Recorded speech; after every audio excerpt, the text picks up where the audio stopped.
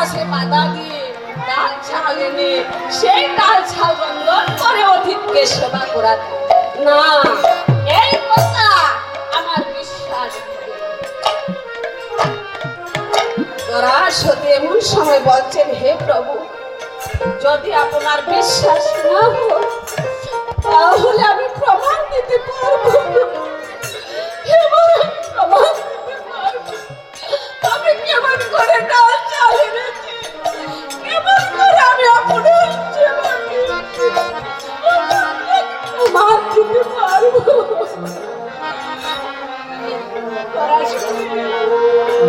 এমন সময় বলছেন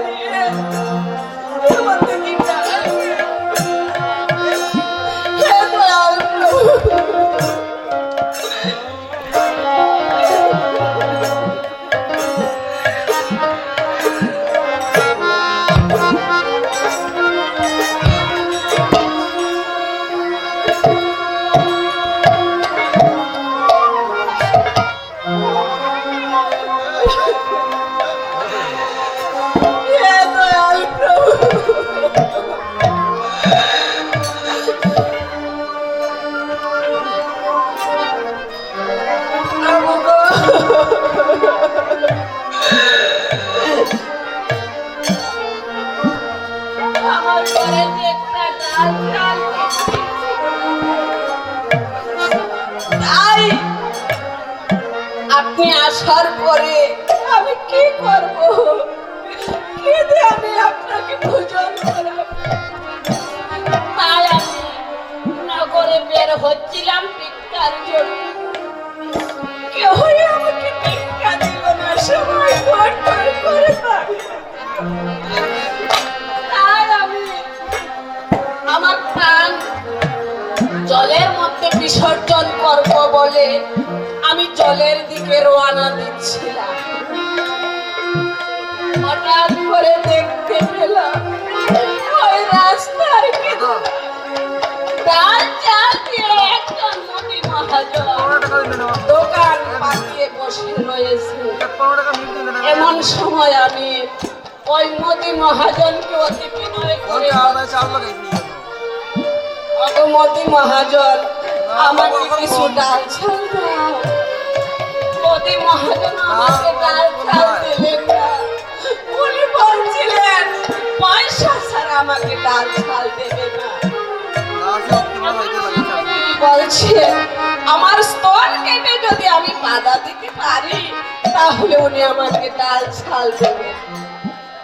আমি তখন মনে মনে ভাবলাম, হায় রে, আর যদি আমি অতীত সেবা ব্রত পালন করতে পারি তাহলে আমার জীবনটা রেখে আর পাই না। আমি এখনই ওই যমুনার জলে যে প্রাণ বিসর্জন করিব। প্রাণ ত্যাগ করার জন্য আমি যমুনায় রওনা দিচ্ছিলাম। এমন সময় মোদি মহাজন আমাকে ডাকলেন, বললেন, তোরা সতী, তোমার স্তন কেটে আমার কাছে বাধা দাও, আমি সব ডাল ছাল তোমাকে দিয়ে দেব। হরি বল, হরি বল।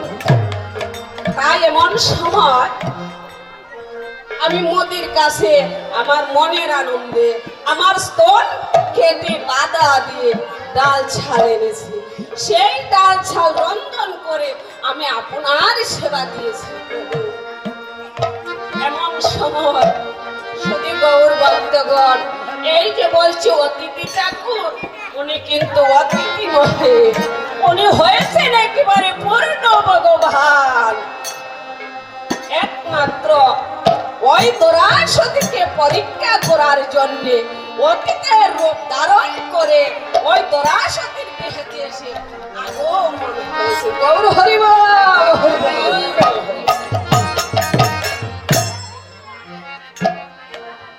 দরাসতির বাড়িতে এসে উপস্থিত হয়েছে।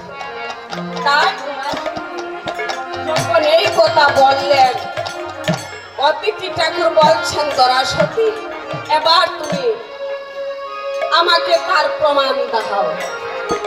দরাসতী এমন সময় উনি কান দিয়ে বলছেন, ব্যাপটিস্ট কানা খুলে দেখাচ্ছেন, বলছেন, হে প্রভু, একবার চেয়ে দেখো, আমি কোনো মিথ্যা বলি না, সত্য করে বলছি প্রভু, আমার স্তন কেটে বাধা দিন, তার চালে না আপনার সেবা করেছি প্রভু। অদিতি ঠাকুর দরাসতিকে লক্ষ্য করে বলছেন, দরাসতি তোমার মতো ভাগ্যবান, তোমার মতো সতী নারী, তোমার মতো দাদিক দাদি এই পৃথিবীর মধ্যে আর কেউ নেই।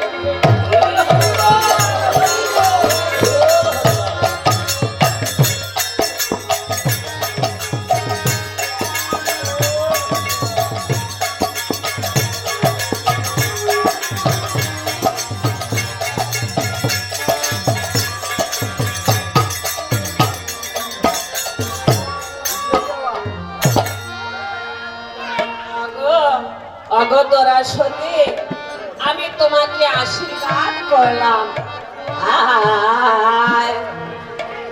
অগ জনমে জনমে তুমি আমার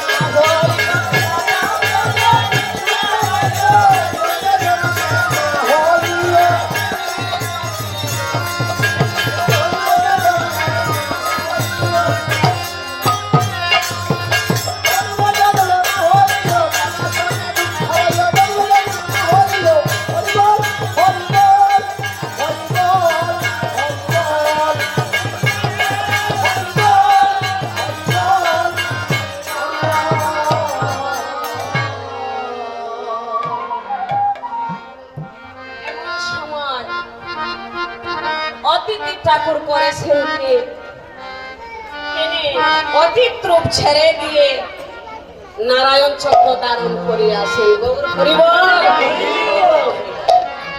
আর দরাসতীর সাথে এই নারায়ণ চক্র দর্শন করিয়া সবাই তাহারা জীবন ধন্য করে ফেললেন।